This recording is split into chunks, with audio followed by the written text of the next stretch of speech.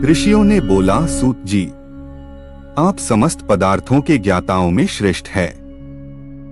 अब आप देश काल आदि का क्रमशः वर्णन करें।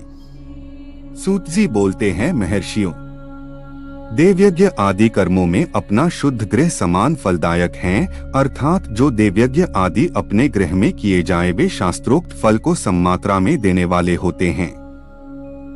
गौशाला का स्थान गृह की अपेक्षा 10 गुना फल देता है। जलाशय का तट उससे भी 10 गुना महत्व रखता है, तथा जहाँ बेल, तुलसी एवं पीपल वृक्ष का मूल निकट हो वह स्थान उससे भी 10 गुना फल देने वाला होता है। देवालय को उससे भी 10 गुने महत्व का स्थान समझना चाहिए। देवालय से भी 10 गुना उत्कृष्ट हैं तीर्थनदी का तट, और उससे भी 10 गुना महत्व रखता है सप्तगंगा नामक नदियों का तीर्थ। 7 नदियां गंगा, गोदावरी, कावेरी, ताम्रपरी, सिंधु, सरयू और नर्मदा, इनको सप्तगंगा कहा गया है।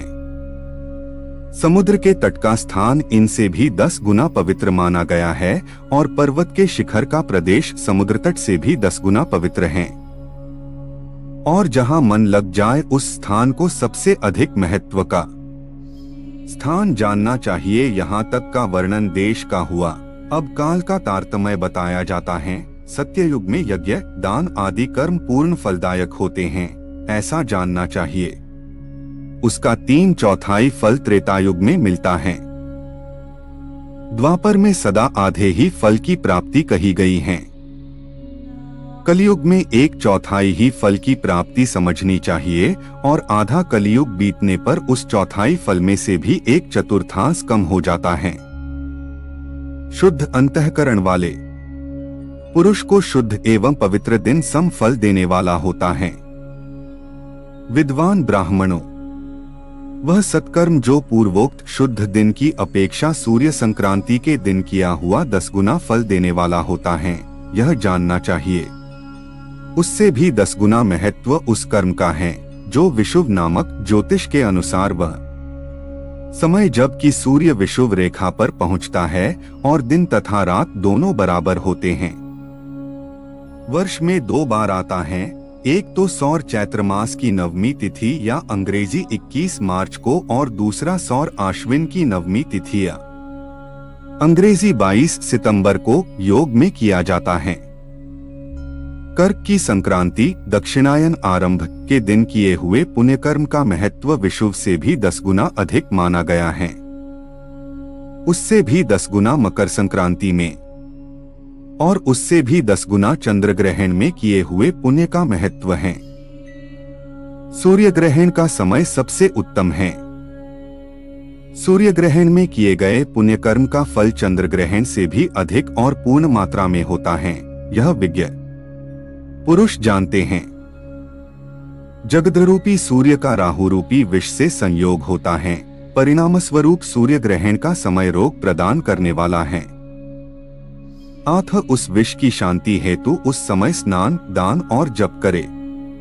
यह काल विष की शांति के लिए उपयोगी होने के कारण पुण्यप्रद माना गया है। वह समय सूर्य ग्रहण के समान समझा जाता है, जो समय जन्म नक्षत्र के दिन तथा व्रत की पूर्ति के दिन का होता है। किंतु महापुरुषों के संग का काल करोड़ों सूर्य ग्रहण के समान पावन है, ऐसा ज्ञानी पुरुष जानते मानते हैं। तपोनिष्ठ योगी और ज्ञाननिष्ठ यति ये पूजा के पात्र हैं, क्योंकि ये पापों के नाश में कारण होते हैं। वह ब्राह्मण भी पूजा का उत्तम पात्र हैं, जिसने 24 लाख गायत्री का जप कर लिया हो। वह संपूर्ण फलों और भोगों को देने में समर्थ हैं। जो नरक में गिरने, पतन से त्राणकर्ता से बचाता है, उसके लिए इसी गुण के कारण शास्त्र में पात्र शब्द का प्रयोग होता है। यह दाता का पातक से त्राण करने के कारण पात्र कहलाता है। गायत्री अपने गायक का पतन से त्राण करती हैं, आथ वह गायत्री कहलाती हैं।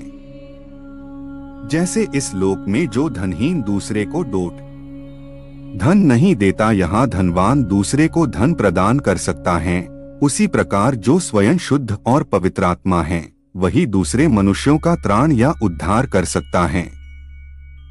जो गायत्री का जप करके शुद्ध हो गया है वही शुद्ध ब्राह्मण कहलाता है।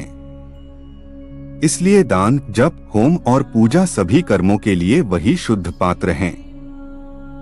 ऐसा ब्राह्मण ही दान तथा रक्षा करने की पात्रता रखता है। स्त्री हो या पुरुष, जो भी भूखा हो वही अन्नदान का पात्र है।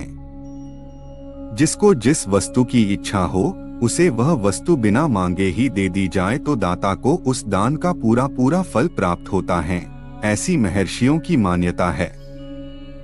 वह दान आधा ही फल देने वाला बताया गया है, जो सवाल या याचना करने के बाद दिया गया हो। अपने सेवक को दिया हुआ दान 1/4 फलदायक होता है। विप्रवरो, जो जाति मात्र से ब्राह्मण है और दीनतापूर्ण वृत्ति से जीवन बिताता है, उसे दिया हुआ धन का दान दाता को इस भूतल पर 10 वर्षों तक भोग प्रदान करने वाला होता है। वही दान यदि वेदवेत्ता ब्राह्मण को दिया जाए तो वह स्वर्गलोक में देवताओं के वर्ष से 10 वर्षों तक दिव्य भोगप्रद होता है। शील और उच्च वृत्ति से लाया हुआ और गुरुदक्षिणा में प्राप्त हुआ अन्नधन शुद्ध द्रव्य कहलाता है। उसका दान से दाता को पूर्ण फल प्राप्त होता है, ऐसा बताया गया है। क्षत्रियों का शौर्य से कमाया हुआ, वैश्यों का व्यापार से आया हुआ और शूद्रों का सेवावृत्ति से प्राप्त किया हुआ धन उत्तम द्रव्य कहलाता है। धर्म की इच्छा रखने वाली स्त्रियों को जो धन पिता एवं पति से मिला हुआ हो, उनके लिए वह उत्तम द्रव्य है। गौ आदि 12 वस्तुओं का चैत्र आदि 12 महीनों में क्रमशः दान करना चाहिए। 12 वस्तुएं गौ, भूमि, तिल, सुवर्ण, घी, वस्त्र, धान्य, गुड़, चांदी, नमक, कोहड़ा और कन्या। इनमें गोदान से कायिक, वाचिक और मानसिक पापों का निवारण तथा कायिक आदि पुण्य कर्मों की पुष्टि होती है। ब्राह्मणों, भूमि का दान इहलोक और परलोक में प्रतिष्ठा, आश्रय की प्राप्ति प्रदान कराने वाला है। तिल का दान बलवर्धक एवं मृत्यु का निवारक होता है। सुवर्ण का दान जठराग्नि को बढ़ाने वाला तथा वीर्यदायक है। घी का दान पुष्टिकारक होता है। वस्त्र का दान आयु की वृद्धि कराने वाला है, ऐसा जानना चाहिए। धान्य का दान अन्नदान मधुर भोजन की प्राप्ति कराने वाला होता है। चांदी के दान से वीर्य की वृद्धि होती है। लवण का दान षड्रस भोजन की प्राप्ति कराता है। सब प्रकार का दान सारी समृद्धि की सिद्धि के लिए होता है। कुष्मांड के दान को विज्ञ पुरुष पुष्टिदायक मानते हैं। कन्या का दान आजीवन भोग प्रदान करने वाला कहा गया है। ब्राह्मणों, वह लोक और परलोक में भी संपूर्ण भोगों की प्राप्ति कराने वाला है। विद्वान पुरुष को चाहिए कि उन वस्तुओं का सदा दान करे जिन वस्तुओं से श्रवण आदि इंद्रियों की तृप्ति होती है।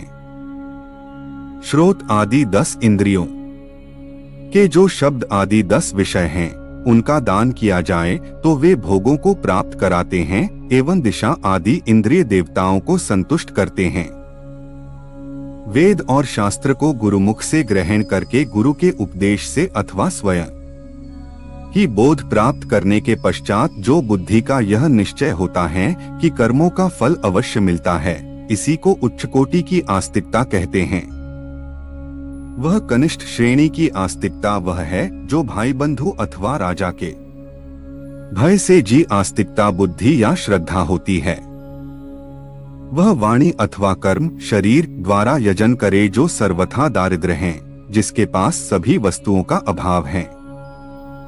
मंत्र, स्तोत्र और जप आदि को वाणी द्वारा किया गया यजन समझना चाहिए तथा तीर्थयात्रा और व्रत आदि को विद्वान पुरुष शारीरिक यजन मानते हैं।